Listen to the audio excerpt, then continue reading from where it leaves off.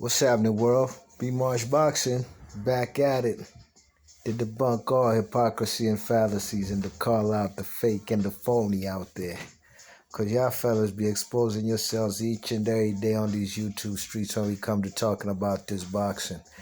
The more videos I do, the more I realize there's a lot of YouTube people on YouTube, commenters, people listen to these videos who don't know shit about boxing, you know what I mean? So let's get into it, right? So, you already know there has been a resistance from the Teofimo Lopez fangirls or fanboys. Fanboys and fangirls alike who would rather Teofimo Lopez face his mandatory, George Kambosos, rather than an undisputed fight with Devin Haney. There's a lot of resistance, you know what I mean? They always say, and come to my comment section, say, hey, what's wrong with fighting your mandatory? He's supposed to fight his mandatory. And I gotta ask her, what's wrong with fighting for undisputed? Isn't that a greater achievement than fighting a mandatory? People fight mandatories every weekend. Alright? How about we see an undisputed fight? We haven't had an undisputed fighter at lightweight since Pernell Whitaker. You know how long ago that was? When he beat the Juan Navarro guy, became undisputed, snatched that WBA title off of him. Okay? That fight really and truly should have been Pernell Whitaker versus El Chapo Rosario, but that's for another video. Fights we didn't get to see. Pay attention and check out my playlist, fights we didn't get to see. Right? So, when they say that, what's wrong with fighting a mandatory and he has to fight his mandatory and mandatory, it's like they tell me, oh, Devin Haney hasn't done anything. Why doesn't he fight somebody? Well, isn't Teofimo Lopez a quote-unquote, air quote, somebody? Like, you guys contradict yourself, right? Right. Canelo Alvarez versus Yildrim. It's his mandatory. He has to fight his mandatory. What's wrong with him fighting his mandatory? That's what they come and tell me all the time, you know what I mean? I don't want to see him fight a mandatory if there's better opposition out there to fight. You know what I'm saying? And at the end of the day, they contradict themselves. They tell me the man has to fight his mandatory. What's wrong with him fighting this Canelo Alvarez I'm talking about now? Why don't Canoli fight his mandatory? And I gotta ask them. Then they say, why? They call me a hater. They say, why you hating? Damn, man, let him fight his mandatory. I'm like, okay. Well, when he was a WBC champion with the 130-pound title, 160-pound title at middleweight, he dropped his title in order not to fight his mandatory, Jamal Charlo. He got stripped for his title, vacated it, relinquished it, whatever you want to say. He got rid of that title in order not to face his mandatory, Jamal Charlo. That's the truth of the matter. So all of a sudden, it's all right for the man to fight his mandatory in Avni Yildrim. You guys are praising that fight, calling me a hater, because I thought that was a sham of a fight. But when it comes to the man, Canelo Alvarez fighting at the time, Jamal Charlo, who was his mandatory, you had no problem with Canoli vacating the belt in order not to face Jamal Charlo. Don't forget, he did that also with Triple G, where Triple G was mandated to fight Canoli Alvarez. Okay, I believe this was when after Canoli had beat Miguel Cotto for the WBC strap. That was about 2015, okay? An old Miguel Cotto who was faded. It was obviously faded because you've seen what happened to him 2 fights later. He got beat by Saddam Ali. Saddam Ali, the guy who got knocked out, got put on the canvas twice, and I was there live at the DC Armory when Jesse Vargas did that to Saddam Ali. That just right there proved, in theory, that boxing is all about when did you fight an opponent. You know what I'm saying? At what period, at what juncture of that man's career did you fight him? You know what I mean? It's obviously Canoli didn't fight a prime Miguel Cotto, but let's get back into, I digress. Canelo had the WBC belt. WBC was putting pressure on him to fight his mandated fighter. At the time was Triple G. The man Canelo vacated the strap and remained with just the lineal and ring magazine title at 160. And his reason, he said he didn't like how the WBC was pressuring him to fight the man Canelo. To fight Triple G. I can't make this shit up. This is the truth of the matter, man. My channel is predicated on nothing but truth and facts. I have no business coming out here putting out a video that could reach millions. That could reach anybody in the world who wants to type in this particular subject in the YouTube's search engine. And my channel ain't predicated on spitting lies, you know what I mean? Straight up, pure, unadulterated truth and rights and facts. Right. Y'all fellas had no problem with the man Canelo not facing his mandatory.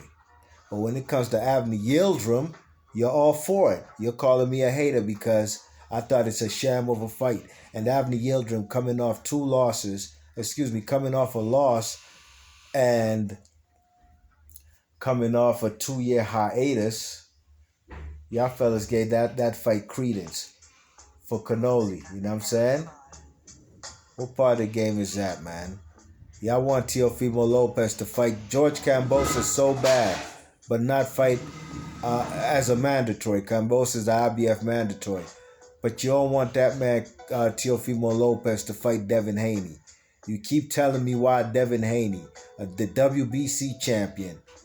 Yeah. You keep telling me why he doesn't deserve a fight with Teofimo Lopez because he ain't fought nobody. Well, he can fight Teofimo Lopez. Teofimo Lopez is a somebody. You know what I'm saying? But last but not least, y'all thought I was done, right? And you see the common trend, right? Just like the common trend of the kind of fighters who get the franchise belt. They don't look like me, I'll tell you that. They ain't my complexion. You know what I'm saying? Complexion for the protection is in full order. You know what I mean? You know what I'm saying? That's the truth of the matter. You check it? But we ain't done. This is only side one.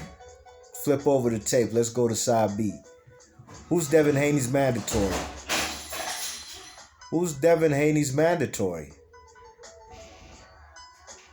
It's Devin Haney, the WBC champion or title holder, whatever you want to call him. Man who holds a WBC strap at 135 pounds.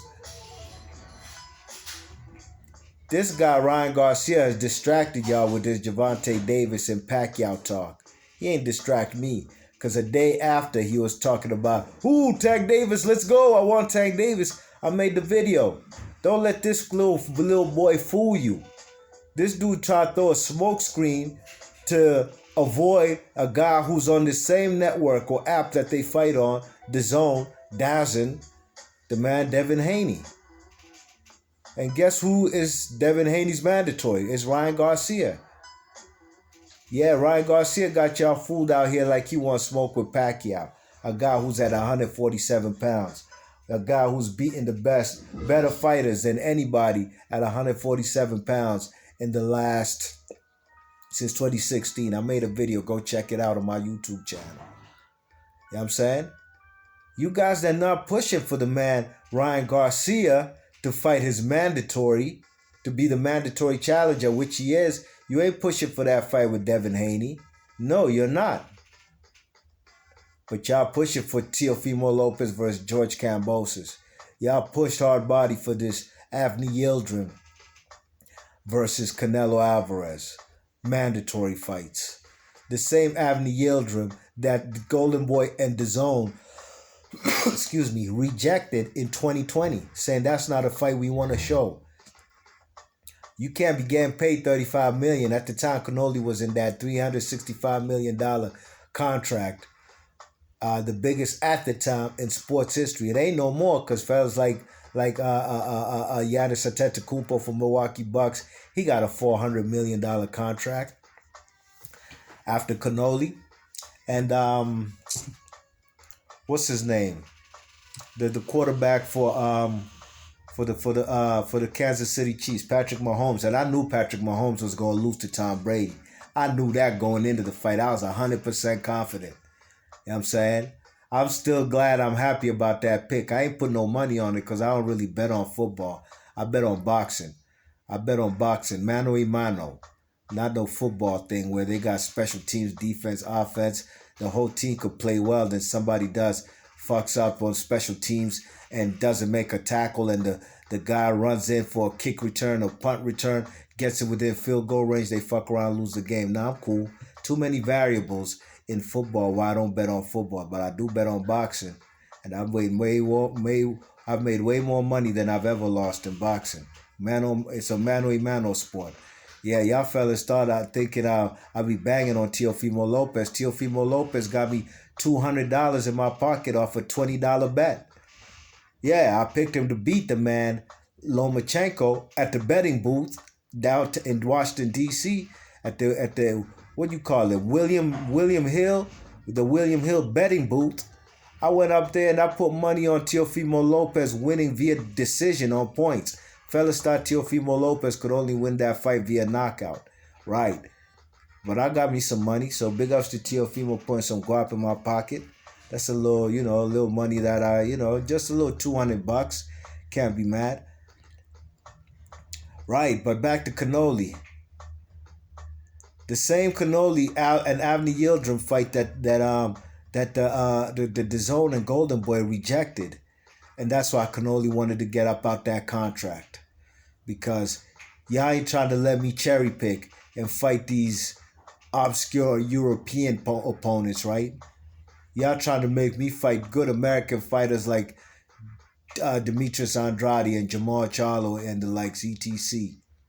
I don't want to do that, Canelo says. I want to fight Avni Yildrim. And in order for me to fight Avni Yildrim, I'm going to try and sue DAZN and Golden Boy and get up out my contract where I'll be the free agent. And even if it means me losing $15 million in the process, I don't care. $15 million ain't nothing when I'm really going to make $20 million to fight the man Avni Yildrim, and he's going to quit in 3 rounds. You know what I'm saying? He's going to quit in 3 rounds, right? And then rather than fighting Demetrius Andrade for $35 million, where I could possibly lose. That's how Canelo's thinking about it. I mean, look, them fellas already rich, you know what I'm saying? So he ain't tripping off of them losing $15 million in order to face Avni Yildrim. The way he looks at it, it's like, man, I'll take a little pay cut for easier fight, you know what I mean? For a low-risk fight, rather than take that $35 million you were guaranteed by DAZN before you got up out the contract with DAZN and Golden Boy, and fight the man Demetrius Andrade. You know what I'm saying? That's just the truth of the matter, you know what I mean? So, y'all was pushing for Avni Yildrim mandatory for Canelo. You pushing for Kambosos mandatory for Teofimo Lopez. But you ain't talking nothing about Ryan Garcia mandatory challenger to fight the man Devin Haney. How comes? How comes, man? The hypocrisy and double standards is blatant. And I'm going to yank up y'all niggas' whole skirts, man, and call your bluff. And this is a damn shame that grown-ass men, I don't care if you're 18. If you're past the age of 18, you're a grown man.